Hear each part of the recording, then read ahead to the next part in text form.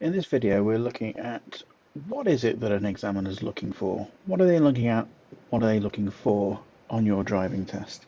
So we're driving out of Colwick here, and straight away we've got a motorcyclist on the right, we've got a narrow entrance ahead of us. They're looking to see that the student is looking in the mirrors, looking ahead, looking down that little road to the end, and keeping it nice and slow and safe.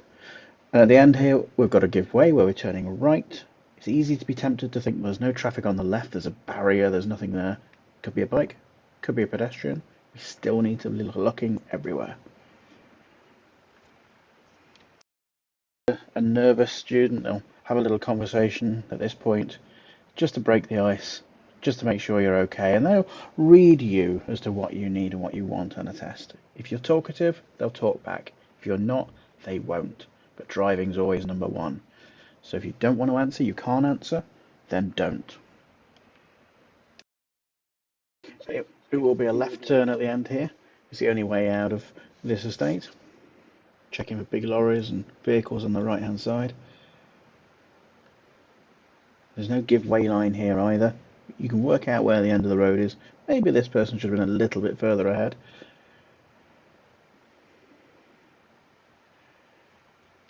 And then we're heading towards the roundabout, which, as I said, is the only way out of here, so we're guaranteed to go to the roundabout. The sat-nav may tell you to cross the roundabout and take the first exit. Don't get confused with that. Cross the roundabout, first exit. First exit is what the sat-nav would want in that case. But of course the sat-nav could take you first exit or second. You could be following the examiner for first exit or second. You've got to follow what they say. It's a roundabout, same as any other roundabout. Signal, manoeuvre. Just a classic way you were taught from the very beginning of your lessons. Looking to the right hand side where there's a supermarket. In this case we're turning left. And we've got a lovely view ahead of the road, so we can make sure we get up to a good speed here, no obstacles around us. On this test the student was asked to turn right at the next junction. So making sure we know whose priority it is, slowing down, nice and clear behind that van, so we don't need to stop, we can carry on going. And then a lot of examiners will ask you to pull up on the left hand side. There's a great opportunity coming up, not at the bus stop, but at this bit of curb just here. It's a classic place to stop at the beginning of a test, to set up the sat-nav, or to just do one of the many stops that you will be doing. You'll be asked to do 5 or 6 pull up on the lefts, where they'll be checking that you are finding a good place to stop, checking your mirrors, indicating, slowing down nice and smoothly, bringing yourself neatly to the curb, and stopping at a close distance, nice and parallel, and then of course securing the car, put it into park, indicators off, and then they'll politely ask you to move on again. And of course they're asking there for you to do that safely, making sure you're looking in your mirrors, indicate if you feel it's needed, and then move out nice and safely. They're looking for you to know where to stop. There's no clear white line as to where you should be stopping, roughly in the middle here. That's great. Now you're looking for that green light, you're looking for a nice bit of clear traffic. If we can go now, we can go now, there's time. Across we go. We went from 1 lane into 2 lanes, so we get the option of free choice. We're going to take the left lane because that's the standard, that's the default lane we're going to take. We've got red lights ahead, but if we've got green, we could be up to speed. 40 miles an hour is what's expected. At any traffic lights, check your mirrors, whether it's a green light or a red light, check your mirrors, know who's around you, know where the other lanes go, and then be prepared for whatever happens next. Green light, knowing what's around you, and then seeing ahead on that right hand lane there are some white arrows. That lane's going to merge in. It's for those drivers on the right to find somewhere. You need to know who's there to keep yourself safe and keep everyone else safe. Arnold. We've got a single lane right at the moment, but we're going to get some road signs in a minute. And we're also going to split out into multiple lanes. Arnold will be either the left lane or the next lane, so that's lanes 1 or 2. Well, to get into lanes 1 or 2, we're going to have to cross a white line. Crossing a white line, need an indicator. Need an indicator, need some mirrors. So mirrors, signal, and smoothly move to the left hand side. preparing with the lights for them to go red, so we're checking our mirrors before we get there, just like we do at every set of traffic lights. Knowing who's around us. Got some red lights coming up, so checking our mirrors. Slowly coming down to a stop, but ready in case they do change. Looking ahead already in the junction, we can see white arrows on the right hand side, so we know the right hand lane is going to end. So knowing who's around us, knowing what's going to happen. Is anyone wanting to race past us and get in at the last moment, or are people going to be staying behind? We can adjust our speed a little bit to help them out. And knowing the speed limit on this road, did you spot what it is? There are repeater signs on the side if you didn't. And then keeping that speed, or a 2-second gap to the vehicle in front. So the examiner wants you to use all the speed in the road. If it's 40 miles an hour, weather conditions are good, road conditions, other traffic, all good. There's no reason why you shouldn't be doing 40. So get to 40 or 2 seconds to that vehicle in front. Yes, but still need to know what's around you, still need to be checking your speed, still need to be checking your distance to the curb, lots of things you need to be checking and thinking. Also, the examiner's not going to repeat at every junction where you're going to. You're following the signs for Arnold. So you need to see when there are road signs, what those road signs say, where is our destination, and then get into the correct lane for that.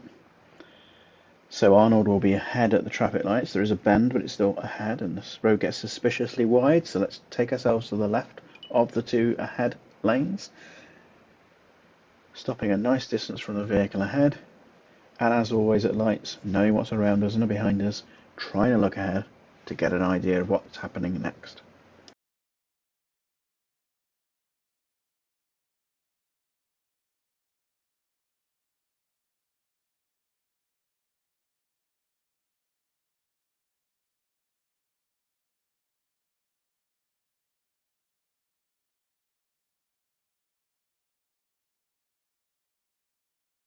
The examiner wants to see you doing plenty of mirrors, checking that vehicle to the right hand side, checking those signs, slowing down for the traffic lights, having an indicator on for left.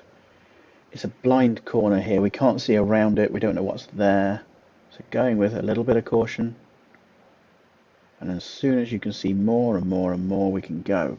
But there's a car there parked. Can we get by? Yes, we can. So constantly looking and assessing and deciding. You never know what's around a corner. It is relatively narrow in places. It has been a very, very busy section. This was recorded before the Gedling bypass was in place. Now we've got the Gedling bypass, it's a much, much quieter road. But you can see there are lorries and big vehicles and cars coming down here all the time when this video was made. So constantly looking at the width of the road and what's around us. We've got warning signs for bikes. Ahead of us we've got warning signs for a sharp bend. Adjusting our speed, checking our mirrors before we do that.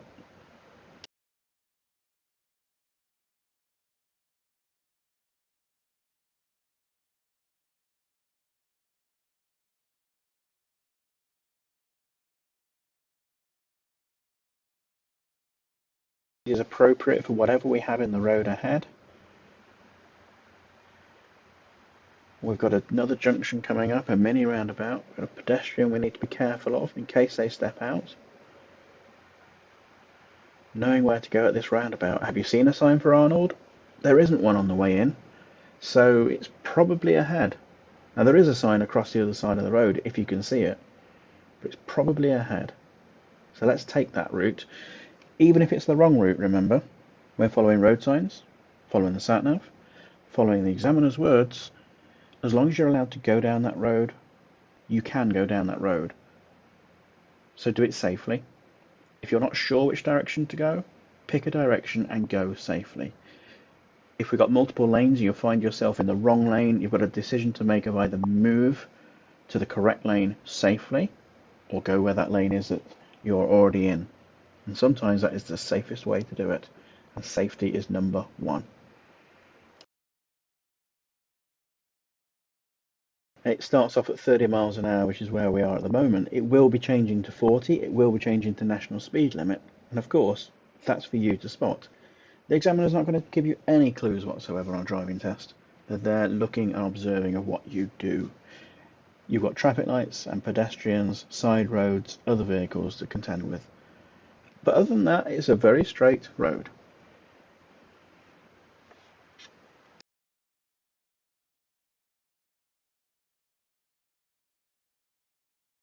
A lot of up and down, a lot of difference that will be made to the car by gravity. You're going downhill, you want less accelerator, or even no accelerator, or even some brake or a lot of brake, and of course that's to you to make sure you keep a good consistent speed. We're coming into a 40-mile-an-hour section now. As long as the road is good and clear, we should be going up to 40 miles an hour. So the examiner's looking for you to be putting an extra power on to get us up to 40 if that's appropriate in front of us. And then maintaining that speed. If it's the right speed going downhill, it's the right speed going uphill, or the right speed on the flat.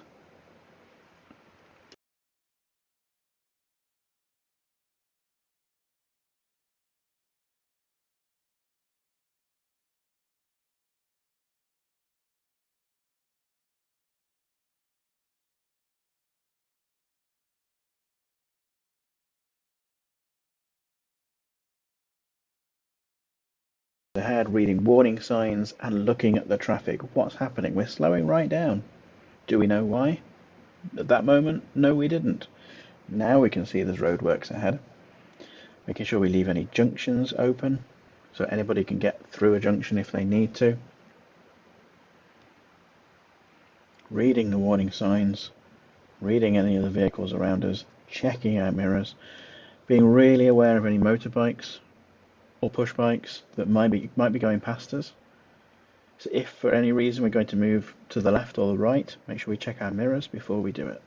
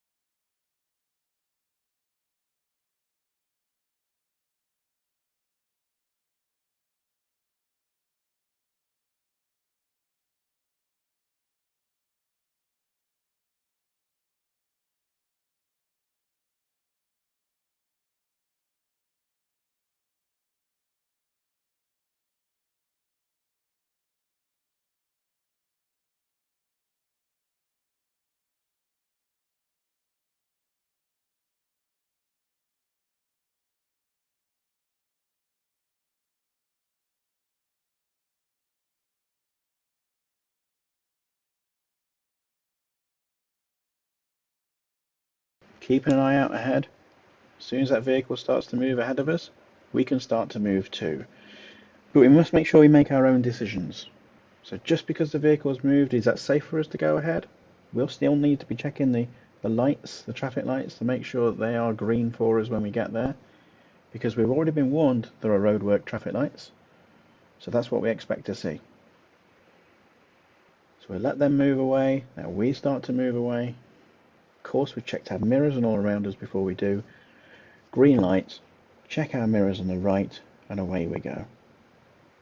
Keeping our speed low and respectful for any workers.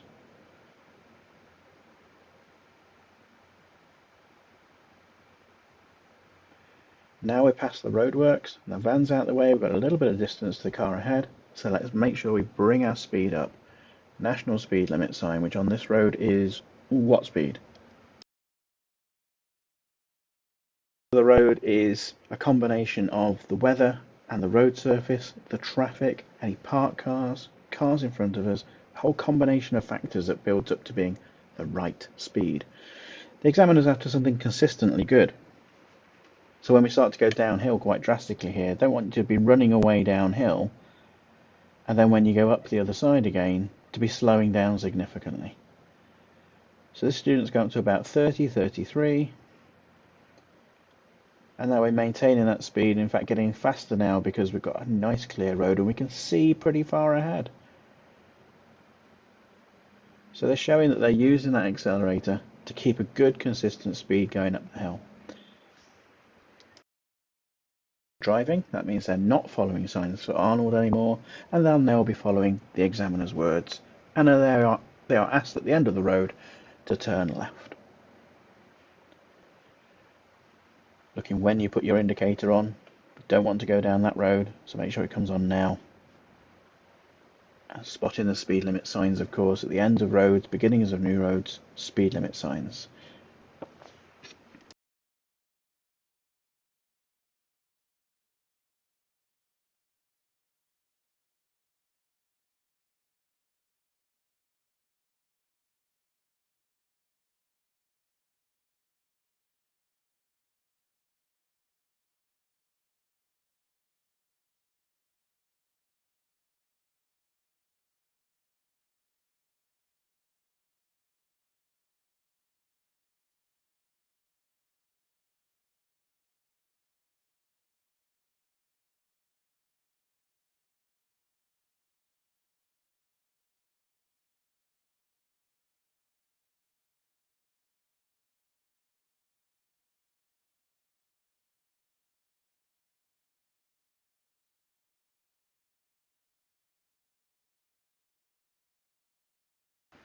The examiner wants to see you moving away nice and slowly. Considering these lines here and the arrows on the right, knowing that the two lanes have now merged to one, so position yourself nicely in the road, so not close to that left-hand curb. You've got the whole lane to use, whatever is the right place. There's no parked cars ahead, so let's be in the middle of that lane. But we've got the freedom to be a bit further out to the right or to the left to avoid holes in the road or avoid parked cars. And that's really showing the examiner that you're looking at that road surface and thinking of the road ahead. If you can move ourselves left and right based on what's there. But before you do that movement, check your mirrors.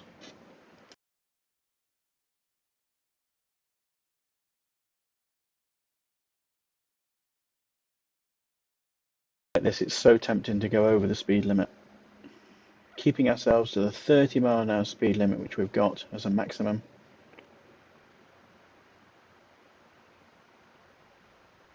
Preparing ourselves for any buses. If we're behind a bus, of course, we can see the bus stops. Bus will be stopping regularly. Checking for pedestrians at the traffic lights. If they're going to change because of pedestrians, press the button. And at the traffic lights, turn left.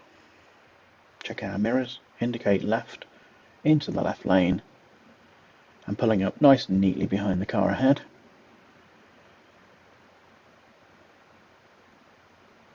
Checking our mirrors around us, checking ahead. We can see there's already slow traffic going into that new road.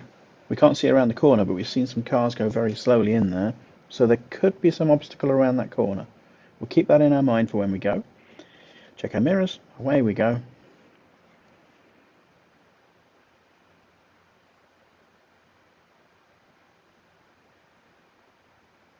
Whatever reason those cars were going slowly, it seems to have gone now.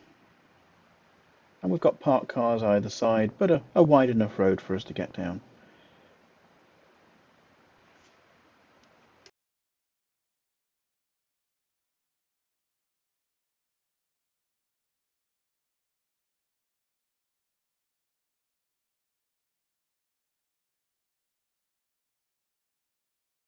The left is our instruction, so this is the first road. We want the next road on the left.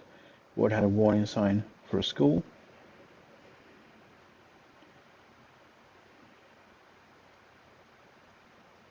As we go into this new road, warning sign for humps. And we can also see school markings on the left hand side, so we know that's our school. So if we need to be slow, we'll be slow.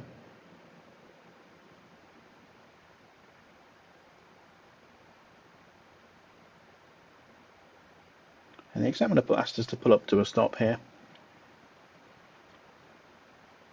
and then asked us to drive on when we're ready. And if the examiner asks you to pull over in a particular spot, do it. Yeah, I know they're school lines. That's where the examiner asks you to stop, and that's fine. Remember, we weren't parking there. we were stopping for a moment. You are allowed to stop for a moment, just like you are with double yellow lines. You can't park there. And the student has been asked to pull up on the left-hand side once we've gone past the red car. And the reason for that is then the examiner explains to them that they're going to do the emergency stop procedure. So the examiner is going to make sure that the road is nice and clear and explain that they'll put their hand up and shout stop when they want the student to stop. The emergency stop procedure, don't look in your mirrors. You're putting your foot very quickly and very firmly on that brake pedal down to a stop with 2 hands on the wheel. Car into park. Then they'll ask you to drive on when you're ready. And we're coming up to the stop now.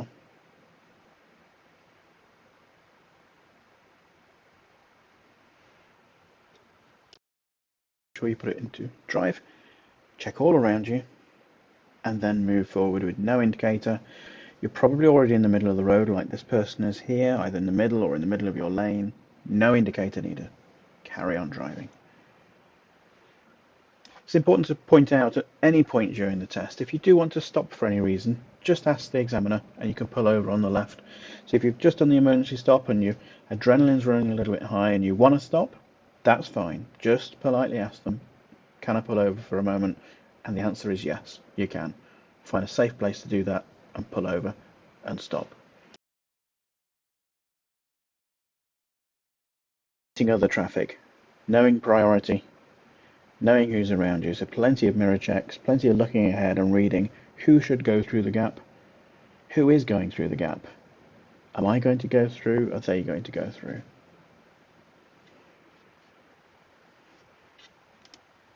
So now there's no cars coming, we can go. An indicator's always great when you've got a crowded situation like this, just to let anybody else know exactly what you're about to do. Keeping your eyes ahead. Just because we know priority doesn't mean other people know priority or other people had the chance to give priority. So always willing to give way if there's somebody already committed to that gap. And choosing a good place for that to be where we've got a nice gap on our right hand side, enough room for that car to get through and a gap to our right. Checking our mirrors and away we go. Now there's a van coming. That's fine. We're going to move ourselves forward into this gap here. There's enough room on the right hand side for them to get by. Yes, there's a school, yellow lines, but we're not parked, we're just stopped for a moment. Check our mirrors, indicate, and away we go. It's a really crowded and busy situation here outside this school. Lots of parked cars. Even though it's not drop-off time or pick-up time, still plenty of cars around. Low, 13, 14 miles an hour is all we need down here. Driveways. And that examiner is watching your eyes.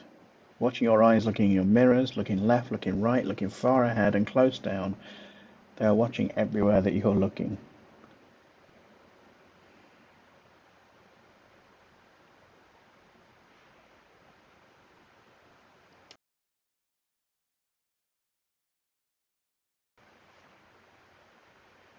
The examiner takes another opportunity for a pull up on the left.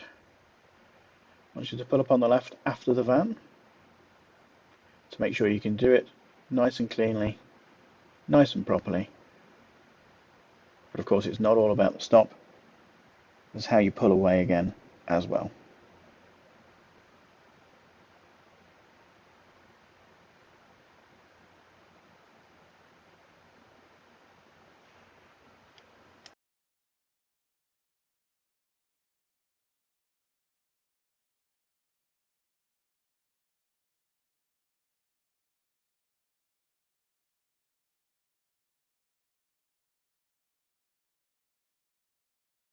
At the end of the road, turn left. We've gone for a very quiet road here onto a very busy road coming up ahead. That may take us a little while to get out, and that's what they're looking for here. Any hesitation. They're looking for you looking right and ahead and left, ahead and right, choosing a good spot to get out, but making sure we don't leave it too long. If you've got gaps you could have taken, that there was plenty of room for you to get out in, that's hesitation.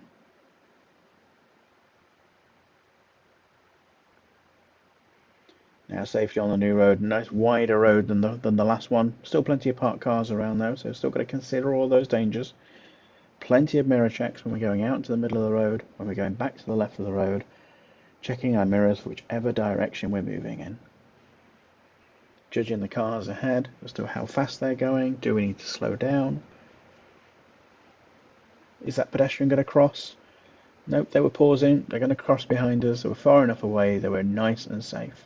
Now, if that pedestrian had been on the left-hand side, of the road, stood on the road, that would have been wise to stop.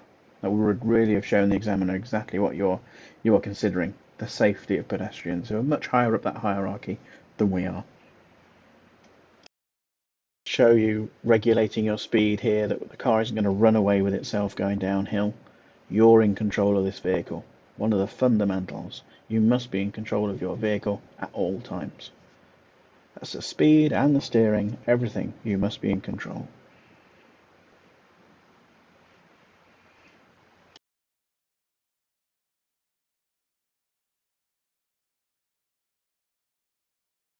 Coming up shortly.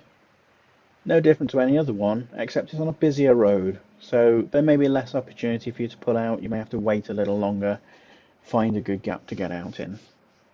And then we'll try and do at least one on a busier road, which is more of a challenge.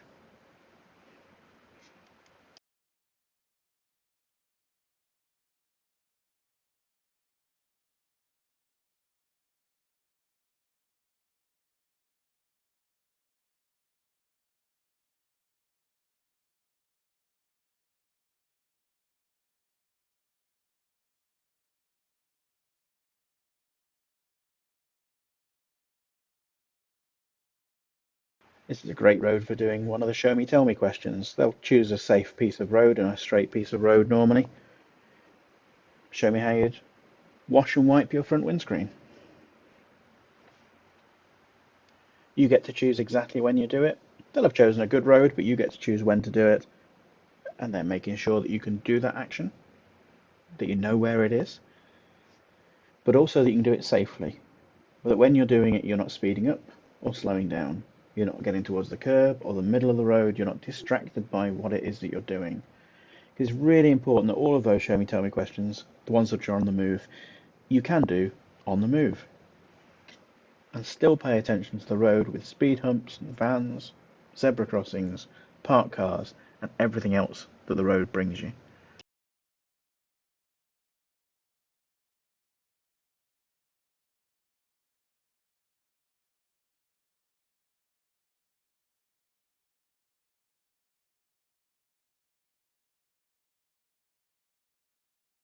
At the end of the road, turn right. It says keep clear on the ground. Make sure you do. Read the ground. Keep clear, or a box junction. Leave it alone. Stop before it, or stop after it. Make sure you're completely before or completely after.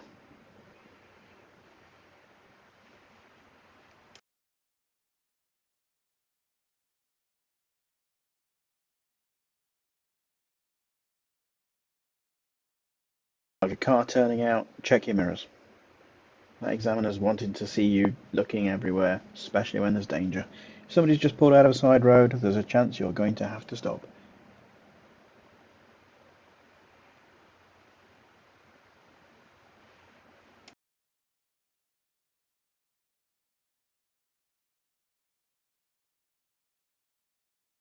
Head.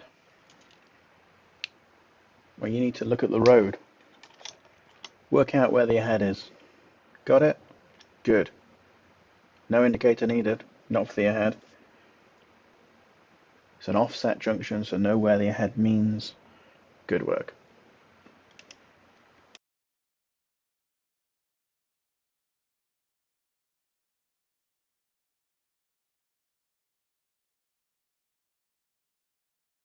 Can we get through that gap or not? It's their priority. They are quite far over, but I don't think there's room. And then another van quickly comes. Well, I came quickly around that corner. Let's give them room. Now we can go. Let's put an indicator on as well. So if anybody else comes around that corner, they can see exactly what we're doing. And then we'll go left at the end of the road. We can see nice and clearly as we approach that it's clear. No need to fully stop. More parked cars to deal with. Checking what's coming ahead. If it's a car, we're fine. If it's a bus, we've got to stop. Zebra crossing coming up. Keep clear written on the ground. A lot of things happening now as we come down towards Netherfield town centre and down towards the railway crossing as well. Often we come down here and there's a lot of parked cars, or waiting cars I should say, waiting for the railway crossing. At the crossing, just like you with traffic lights, any amber or red, we are stopping. Make sure we can get out that box junction the other side before we go in. It's a busy little town centre this, busy with cars, busy with people. This first crossing we can see really nicely. We can already see the Belisha beacons for the second crossing, but we can't see any pedestrians on the left of it waiting. Now we can. Today, no cars parked on the left, but so often you get cars and vans and lorries parked and you can't see either side. Pedestrians waiting either side of the zebra crossing. Are they waiting to cross? That group on the left's been there for a while. I don't think they are waiting, so let's slowly go. And there's only one way we can go at this roundabout, so you weren't given any directions. We can only go to the right, and another zebra crossing straight after it. There is so much to read in Netherfield town centre. Really, really slow. Now, if you were following the sat-nav here, it would be telling you to turn left. It's for you to see that black and white chevron bend sign and the white marks on the road that the road bends to the left. It's not a left turn.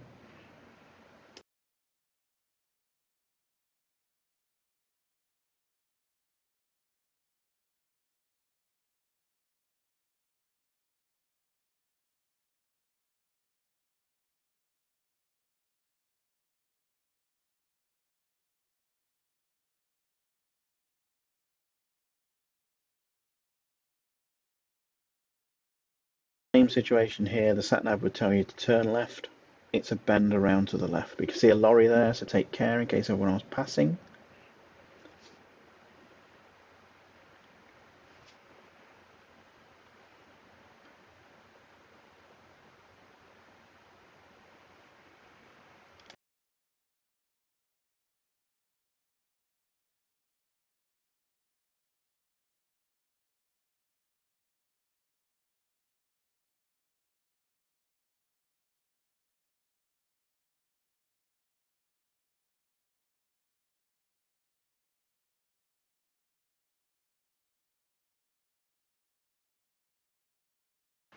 Ahead at the traffic lights.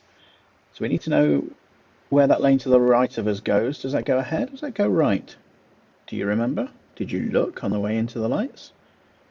Might be able to tell from that white line that's just ahead of us. That white line goes straight towards that traffic light, doesn't it? So that lane on the right must turn right. Ours is the only one that goes ahead.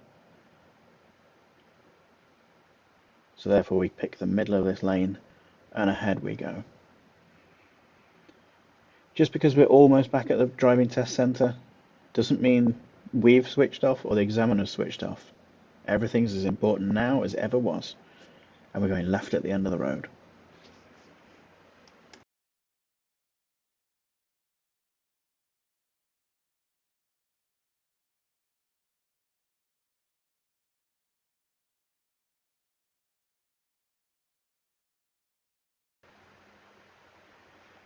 At the roundabout, turn right, third exit. We can see really nicely down that road to the right, the one we're going to go into. It's looking nice and clear, clear on the left.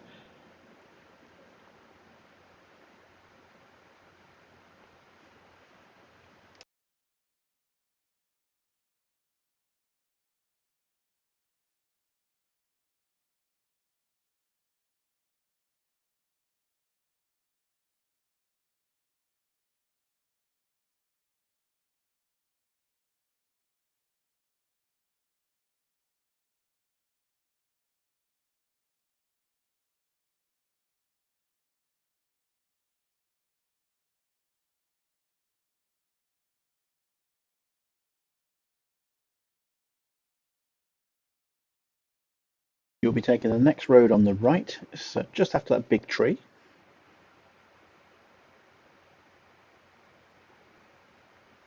Often have other learners coming in and out. That could be the ones who have been on the same test, sort of same time as you, but got back a little earlier.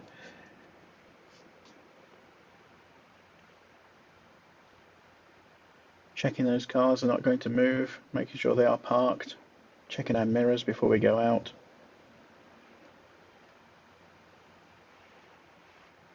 At the end of the road we're turning left. It is a turn into a new road. There's a give-way line, remember. We went across it when we came out. So when we're turning left, we'll have a left indicator.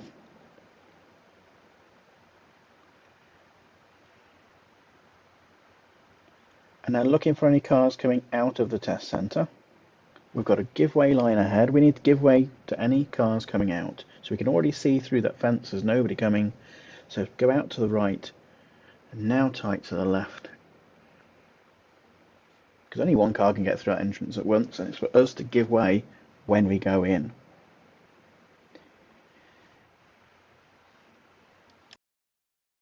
If you've already done your manoeuvre whilst out on the drive, you'll be asked to park forwards into any bay on the right hand side. But if you haven't, it'll be a reverse bay park. And you normally get a free choice of left or right, and in this case there was a completely empty car park. Sometimes it can be busy, sometimes you don't have a lot of free choice, but reverse bay park is what you've been asked to do in this occasion. Nice 45-degree angle, check it starts to clear all around, slow speed of sort of 1, maybe 2 miles an hour, checking all around as we go past as we go backwards rather, in a nice slow way, double checking the lines on the left and the right match up, straightening our steering, and then make sure you listen to those beepers and look where that barrier is and come to a stop before the barrier. And that's the driving test done. And that is a 0 fault pass by Megan. No faults at all. Her first try, her first pass.